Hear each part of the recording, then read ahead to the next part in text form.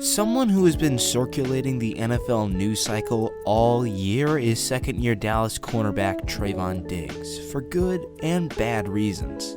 Diggs has been the subject of debate on whether or not he is one of the best or one of the most overrated corners in the game. Trevon had 11 interceptions on the year, the most we've seen in multiple decades, which is one hell of a feat. But people have also pointed out his coverage stats on the year, which are less than appealing. Diggs has given up over 1,000 yards on the year, easily the most by anyone in the league by a mile. What we've seen from Diggs is risky moves when the ball comes his way. The risk either leads him to an interception or blown coverage for a 30-yard gain. So today I'm going to look to see whether or not he's overrated and if there are any other corners from his draft class who outperformed him this year. A lot of people online this year called Diggs the Jameis Winston of defensive backs, which I kind of agree with. Two plays that I think summarize his entire season are against my beloved New England Patriots. On this play in the fourth quarter, Mac Jones throws a pass to Kendrick Bourne's way, who drops the pass and it lands in Trevon's hands, who brings it all the way back to the house for a pick six. On the very next play, Jones goes right back to Bourne, who gets separation from Diggs' blown coverage and takes it to the end zone for a 75-yard touchdown. If that isn't a 50-50, then I don't know what is. Now, 11 interceptions in a single season in this league is not great, it's elite. The last time a player in the National Football League recorded 11 interceptions was Mel Blount in 1975.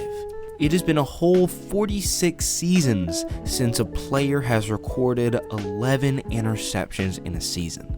But there's always two sides to a story, and the other statistics from his 2021 campaign are not as impressive.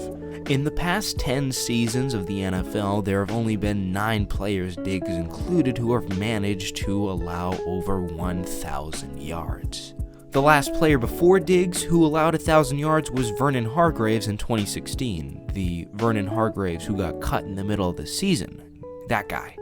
According to Pro Football Focus, Diggs has 10.6 yards allowed per target, which is 90th out of 91 eligible cornerbacks in the league, and 79th out of 80 cornerbacks in the league with 50-plus coverage targets. That is not good. Trevon Diggs' overall coverage grade is not bad at all, with 24th out of 91, but when looking at the entire picture, the interceptions are really what covers the muddy tracks. I mean, just look at the most recent Cowboys game, the wild card against the 49ers. Brandon Ayuk made Diggs look silly all game long. I'm not saying that Trevon Diggs is or will become a bad cornerback. He's not, but he's not elite. He's not great. He's okay. I think that Diggs can build off of this season and learn to not take as many risky moves as he has over this season. If he can learn to balance out his coverage skills, then I think that he will become a really good cornerback who could get maybe 5 to 7 interceptions per season. Now that we've covered Diggs, I'd like to shine the light on a player who I believe outperformed Diggs in nearly every single category and did not make the Pro Bowl or the All-Pro team. That player? A.J. Terrell. Terrell has not allowed more than 35 receiving yards on the entire season to anyone. That is Darrelle Revis numbers of lockdown coverage. Terrell had an excellent season coverage-wise, which the Falcons can build off of as the rest of their defense is not good. But despite all of that, despite his great coverage skills, the entire season, he was not selected to the Pro Bowl or the All-Pro team. I mean, I'll put it this way. Would you rather have a cornerback with 11 interceptions on the year who gives up over 1,000 yards, or a lockdown corner in just his second year in the NFL? I think the answer is pretty clear. I'm not a Trevon Diggs hater. I don't dislike him. I just believe that he's a little bit overrated, and that with time and development, Trevon Diggs could become the NFL's next superstar. thank you all for taking the time out of your day to watch this. It is always greatly appreciated. I'll leave links to my Twitter and my Discord server in the description below. And as always, I'll see you on the flip side.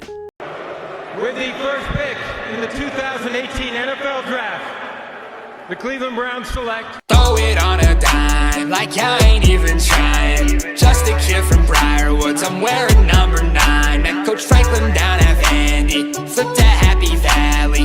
Now I'm coming back and got the natty on my mind. They can't touch my deep ball, every game I'm scoring. I'm your favorite quarterback, they call me Trace McSorley. Rep that blue and white, you know I do it for the glory. Baker won the Heisman, next up Trace McSorley.